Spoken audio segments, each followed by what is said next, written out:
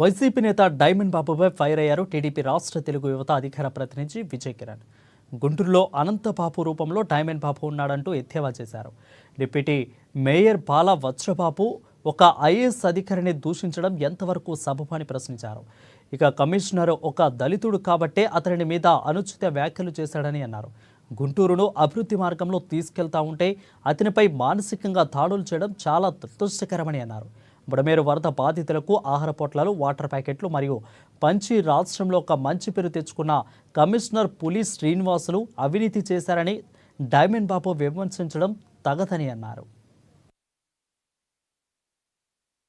కాదేది అనర్హం అన్నట్టు పొలం పైన కూడా మనీ దోచుకున్నటువంటి అతి నికృష్టమైనటువంటి నాయకుడు ఉన్నటువంటి ఆ నాయకుడిని ఒక భూ కబ్జాదారుణ్ణి వెనకేసుకొని వస్తా ఉన్నారు. వైఎస్ఆర్ కాంగ్రెస్ పార్టీ పెద్ద పెద్ద నాయకులందరూ ఇన్వాల్వ్ అవుతారు. ఆయన పైన దాడి చేస్తారు, అంతు చూస్తా ఉంటారు.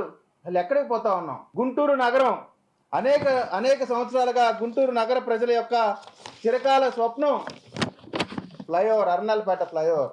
గుంటూరు ఎంపీ గారు ఎంతో శ్రమించి గెలిచిన మొదటి రోజు నుంచి కూడా దాన్ని సాకారం చేయడానికి ఎంతో కష్టపడి దాన్ని నిధులు కేటాయింపు చేసి దాన్ని స్టార్ట్ చేయబోతా ఉన్నారు. ఒక పక్కన, మరొక పక్కన ఇన్నర్ రింగ్ రోడ్లో ఫ్లైఓవర్ ని స్టార్ట్ చేయబోతా ఉన్నారు.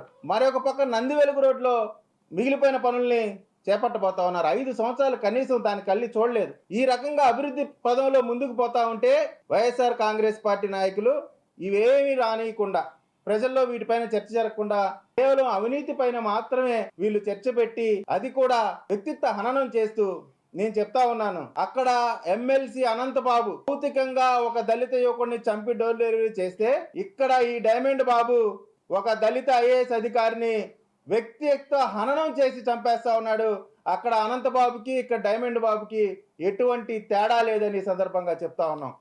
అంతేకాదు, నేను చెప్తా ఉన్నాను, ఖచ్చితంగా ఇప్పటికైనా సరే వైఎస్ఆర్ కాంగ్రెస్ పార్టీ ఈ డిప్యూటీ మేయర్తో కమిషనర్ కి క్షమాపణలు చెప్పించి అతన్ని వెంటనే డిప్యూటీ మేయర్ పదవి నుంచి కూడా వారే విరమింపజేయాలా, లేదా అతన్ని బర్తరఫ్ చేయాలా.